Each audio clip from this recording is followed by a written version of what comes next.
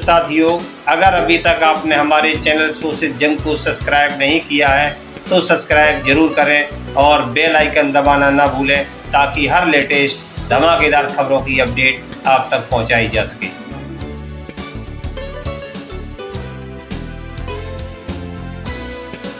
राष्ट्रीय राजधानी दिल्ली से सटे गौतम बुद्ध नगर जिले से बड़ी खबर। उत्तर प्रदेश के गौतम बुद्ध नगर जिले में किसानों का अनिश्चितकालीन धरना। 9 सूत्री मांगों को लेकर अनिश्चितकालीन धरने पर बैठे किसान। संयुक्त किसान मोर्चा के बैनर तले अनिश्चितकालीन धरने पर बैठे किसान नेता रूपेश वर्मा, सुनील फौजी, अजब सिंह पहलवान के नेतृत्व में अनिश्चितकालीन धरना। गौतम बुद्ध नगर जिला के डीएम ऑफिस सूरजपुर में किसानों का अनिश्चितकालीन धरना। करीब 5 दिनों से धरने पर बैठे किसान। धरने को समर्थन देने पहुंचे किसान नेता चौधरी सोरेन प्रधान। सोरेन प्रधान हैं किसान एकता संघ संगठन के राष्ट्रीय अध्यक्ष। उनके साथ धरना स्थल पर पहुंचे किसान एकता संघ के राष्ट्रीय उपाध्यक्ष चौधरी शौकत अली चेची, उत्तर प्रदेश के प्रदेश अध्यक्ष प्रमोद शर्मा और गौतम बुद्ध नगर जिला के जिला अध्यक्ष पप्पी नागर। चौधरी सोरेन प्रधान ने धरना स्थल पर पहुंचकर अपने संगठन के खुले समर्थन की घोषणा। ज्ञात रहे गत लोकसभा चुनाव में आचार संहिता लगने से पहले लगभग 4 महीने तक किसानों का 22 सूत्रीय मांगों को लेकर ग्रेटर नोएडा अथॉरिटी पर धरना चल रहा था, जिसमें से कुछ मांगों को मान लिया गया था। लगभग 9 प्रमुख मांगों को लेकर सरकार और अधिकारियों द्वारा हाई कमेटी का गठन कर दिया गया था और 1 महीने का आश्वासन देकर धरना अनिश्चितकालीन के लिए स्थगित कर दिया गया था। हाई कमेटी द्वारा शासन को रिपोर्ट भेजने के बाद अभी तक उस रिपोर्ट को पब्लिश नहीं किया गया या यूं कहें कि सार्वजनिक नहीं किया गया। आखिर वह रिपोर्ट किसानों के हक में है या किसानों के खिलाफ है, इस बात का पता नहीं चल रहा है।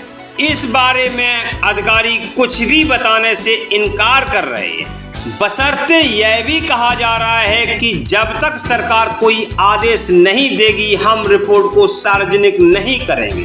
किसानों की मांग है कि कमेटी की रिपोर्ट को सार्वजनिक किया जाए। देखिए किसानों के अनिश्चितकालीन धरने से जुड़ी सोशल जंग न्यूज की खास रिपोर्ट।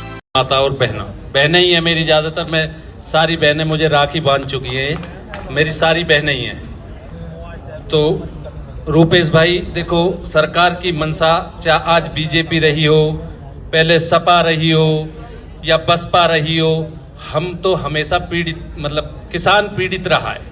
वीर सिंह भाई आज तक 75-76 से नोएडा बसा, 92 में ग्रेटर नोएडा बसा और 2009 में स्थापना 2001 में हुई है यमुना की, पर 2009 से अधिग्रहण शुरू हो गया। इनकी अगर मंशा होती, देखो इतने बड़े मसले हमारे नहीं हैं कि भाई नहीं हो सकते थे। ये एयरपोर्ट बना सकते हैं, बड़ी बड़ी योजनाएं बना सकते हैं, धरातल पर ला सकते हैं, पर जो हमारी मांग है भाई 10% की मांग है या आबादी की मांग है या 64 की, ये बहुत छोटी मांग है इनके सरकार के लिए। अगर इनकी मंशा होती तो ये हमें कब तक अब से पहले ही नवाज चुके होते, इन समस्याओं का हमारे का निदान कर चुके होते। मैंने सीओ साहब से भी अभी बोला रूपेश भाई, उनने कही जी हाई पावर कमेटी बन गई और अब तो आबादी के ऊपर जो जिक्र चल रहा है, तो उनने कही जी आबादी वहीं से निपटेगी और अब तो सबकी एक ही लड़ाई है समान। मैंने कही समान नहीं है। अगर आप लोग समान समझते तो नोएडा, ग्रेटर नोएडा और यमुना का मुआवजा भी समान होना चाहिए था। आपने देखो वहां सौतेला व्यवहार आपने किया। 674 से शुरुआत यमुना प्राधिकरण में हुई है, ग्रेटर नोएडा के और रेट है, नोएडा के और रेट है, तो आप वहां तो हमें एक नहीं मानते हो, पर जो हमारी समस्याएं हैं मूल 10% की या आबादी की, उन्हें आप कहते हो जी ये तो एक तरह की समस्या है, सबकी एक साथ ही निपटेंगी। मैंने कहा नहीं, तुम गलत दिशा में हमें ले जा रहे हो कि नहीं तुम पीछे लड़ लेना, पहले और बात कर लेते हैं। तो इनकी मंशा रूपेश भाई नहीं है, अभी तक मुझे नहीं लगा। खैर दिखावा तो सीओ साहब बहुत अच्छा करते हैं, हमारे सीओ साहब मिल भी लेते हैं, सुलभ है, आराम से मिल लेते हैं और लोगों की जो छोटी मोटी समस्या है वो हल भी ठीक तरह से हो जाती है। यमुना के लोग ज्यादा मुझे लगता है कि एक्टिव हैं, नोएडा, ग्रेटर नोएडा, वो ज्यादा जागरूक है, ज्यादा अच्छी तरह से लड़ सकते हैं, समझ सकते हैं। मैं ये बताना चाहता हूं कि अगर जल्दी से जल्दी शासन और प्रशासन ने हमारी समस्या का समाधान नहीं किया तो हमारी महिला शक्ति एक आपको शराब देंगी कि प्लास्टिक के कीड़े पड़ेंगे आप करके एक एक फुट के, जो गले ना सड़े, वरना तो इस समस्या का समाधान बहुत जल्दी करके और हमें अपने घर को भेज दें। अब ये मैं एक संदेश ये भी देना चाहता हूं, हमारे जो गौतम बुद्ध नगर के जितने भी जनता है, जितने भी जनप्रतिनिधि हैं और जितने भी किसान संगठन हैं, वो ये ना देखें कि भाई हम इस संगठन से या हम इस राजनीति से, क्योंकि ये जो लड़ाई लड़ी जारी है सम्मानित साथियों के द्वारा, ये सबके हक के अधिकार की लड़ाई है। एकता, जागरूकता, भाईचारा, तरक्की का रास्ता और झूठ, गुमराह, नफरत, बर्बादी का रास्ता, हमें ये चीज नहीं भूलनी चाहिए। कहने के लिए तो बहुत कुछ है और रूपेश वर्मा जी ने कुछ छोड़ा ही नहीं है, तो इसमें टेक्निकल पॉइंट तो मैं लाऊंगा ही क्या। बस एक मैं, अगर आपकी अनुमति हो तो मैं एक कल ही बोलूंगा राजनीति और अपने संबोधन को समाप्त कर दूंगा। बहुत गहरी बात है, वो राजनीति से भी जुड़ी हुई है और हमारी समस्याओं से भी जुड़ी हुई है।